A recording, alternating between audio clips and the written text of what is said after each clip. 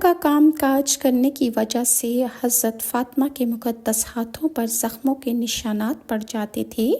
مگر اس کے باوجود آپ نے کبھی امور خانہ داری کو اپنے لیے بوجھ نہیں سمجھا اور کبھی بھی حضرت علی سے اس بارے میں کوئی شکایت نہ کی۔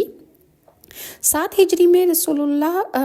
نے حضرت فاطمہ کو ایک کنیز عنایت فرمائی۔ حضرت فاطمہ نے ان کے ساتھ مساوات اور برابری والا سلوک روا رکھا اور کام کاج کے حوالے سے باریاں مقرر کیں، یعنی ایک دن خاتون جنت کام کرتی تھیں اور ایک دن حضرت فضہ کام کرتی تھیں۔ ایک مرتبہ رسول اللہ صلی اللہ علیہ وآلہ وسلم